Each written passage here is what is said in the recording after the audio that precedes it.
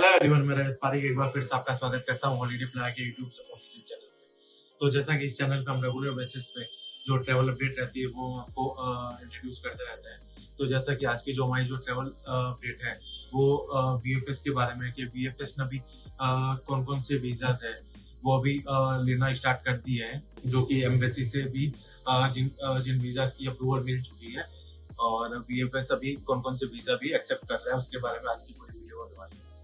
तो video start करने से पहले मैं आपको बता देता हूँ, आपने ये हमारा जो चैनल है वो अगर सब्सक्राइब नहीं किया तो सब्सक्राइब कर ले और पास में जो बेल आइकन है उसे भी आप प्रेस कर ले, जिससे कि मैं जो लेटेस्ट ट्रैवल रिलेटेड जो भी इंफॉर्मेशन रहेगी वो आपको इजीली मिल पाए।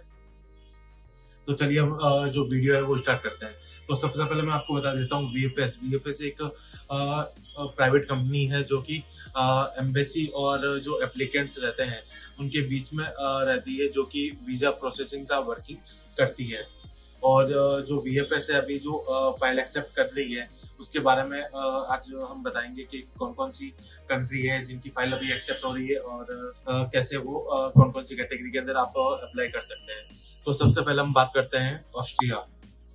अगर आप ऑस्ट्रिया जाना चाहते हैं तो ऑस्ट्रिया के लिए जो सारी कैटेगरीज के जो वीजाज है वो अभी स्टार्ट है, आप जा सकते हैं। उसके अलावा है बेल्जियम। अगर आप बेल्जियम जाना चाहते हैं तो भी आप वीएफएस में अपनी जो फाइल है वो सबमिट कर सकते हैं। शॉर्ट स्टे लॉन्ग स्टे दोनों के लिए ओपन है। उसके अलावा नेक्स्ट जो हम बात करते हैं वो है कनाडा। अगर आप कनाडा जाना चाहते हैं तो कनाडा की जो फाइल है वो ऑनलाइन सबमिट हो रही है अभी, और उसकी जो बायोमेट्रिक है बायोमेट्रिक भी आप वीएफएस में जाके आप दे सकते हैं बायोमेट्रिक, लेकिन उसके लिए आपको पहले अपॉइंटमेंट लेनी रहेगी। अगर आपके पास अपॉइंटमेंट है तो आप इजीली अपना जो वीजा है वो प्रोसेस करवा सकते हैं। उसके अलावा आगे हम बात करते हैं वो है क्रोशिया। क्रोशिया ने भी अपने जो कैटेगरीज है वो स्टार्ट कर दी है, लेकिन जो शॉर्ट स्टे के अंदर जो टूरिस्ट कैटेगरी है वो भी स्टार्ट नहीं की है। उसके अलावा जो भी कैटेगरीज है वो भी स्टार्ट कर दी है। उसके बाद हम बात करते हैं साइप्रस।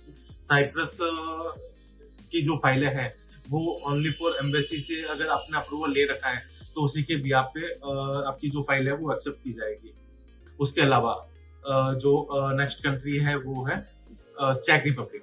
नेक्स्ट जो कंट्री है वो है चेक रिपब्लिक। अगर आप चेक रिपब्लिक जाना चाहते हैं तो आप जा सकते हैं। अभी सारी कैटेगरीज ओपन है, अगर आप फुल्ली वैक्सीनेटेड है तो ही आप जा सकते हैं। उसके बाद हम बात करते हैं डेनमार्क। अगर आप डेनमार्क जाना चाहते हैं तो भी वीजा विंडो ओपन है, आप जा सकते हैं, अपनी फाइल सबमिट कर सकते हैं, लेकिन उससे पहले आपको एम्बेसी से अप्रूवल लेनी रहेगी। अगर आपके पास अप्रूवल है तो उसके बाद में आप जा सकते हैं। उसके बाद हम बात करते हैं नेक्स्ट जो कंट्री है वो है डोमिनिक रिपब्लिक। उसके भी जो वीजा विंडो है वो सारी कैटेगरीज है वो भी एक्सेप्ट हो रही है। उसके अलावा जो नेक्स्ट हमारी जो कंट्री है वो है एस्टोनिया। अगर आप एस्टोनिया जाना चाहते हैं तो आप जो टूरिज्म पर्पज से आप नहीं जा सकते, लेकिन अगर आप फैमिली रीजन से या अदर कोई रीजन से अगर आप शॉर्ट स्टे पे जाना चाहते हैं तो आप जा सकते हैं। एज ए आप टूरिस्ट वहाँ पे आप ट्रेवल नहीं कर सकते अभी। इसके बारे में और भी कोई इन्फॉर्मेशन आएगी तो मैं एस्टोनिया की मैं डेफिनेटली आपको अपडेट करूंगा। उसके अलावा अभी आप जो फिनलैंड है, फिनलैंड ने भी जो ओपन किया है वो ओनली फॉर एम्बेसी की अप्रूवल के बेस पे ओपन किया है, और अगर आप रेजिडेंट परमिट है आपके पास तो आप अभी ट्रैवल कर सकते हैं, उसमें कोई दिक्कत नहीं है। उसके अलावा फ्रांस ने बहुत टाइम पहले ही अपने जो सारी वीजा विंडो थी वो ओपन कर दी थी, जिसके अंदर टूरिस्ट, बिजनेस, वर्क, स्टडी आप किसी भी वीजा पे आप जा सकते थे। उसके अलावा अब हम बात करते हैं जॉर्जिया। जॉर्जिया के भी जो वीजा विंडो है वो भी ओपन है। अगर आप जॉर्जिया जाना चाहते हैं तो आप जॉर्जिया जा सकते हैं। उसके अंदर आप टूरिस्ट, बिजनेस, कोई भी कैटेगरी के अंदर आप ट्रैवल कर सकते हैं। उसके अलावा जर्मनी की जो वीजा विंडो है वो भी ओपन है। अगर आप जर्मनी जाना चाहते हैं तो आप जा सकते हैं। उसके अलावा अब हम बात करते हैं नेक्स्ट जो कंट्री है वो है हंगरी। अगर आप हंगरी जाना चाहते हैं तो भी आप जा सकते हैं, आप ट्रैवल कर सकते हैं, जिसके अंदर आप सारी कैटेगरी जो भी आपको कैटेगरी चूज करनी है वो आप चूज करके आप घूमने के लिए जाना चाहते हैं तो आप घूमने भी जा सकते हैं। उसके अलावा कंट्री है वो है आइसलैंड। आइसलैंड अगर आप जाना चाहते हैं तो आप जा सकते हैं। आइसलैंड ने भी अपनी जो वीजा विंडो है बहुत टाइम पहले ही ओपन कर दी थी, तो आप आइसलैंड भी जा सकते हैं। उसके बाद में हम जो बात करते हैं वो है आयरलैंड। आयरलैंड के भी जो सारे वीजा विंडो है वो अभी ओपन है। ऑल कैटेगरीज के अंदर जो फाइल है वो एक्सेप्ट हो रही है वीएफएस के अंदर। उसके बाद में हम बात कर रहे हैं जापान।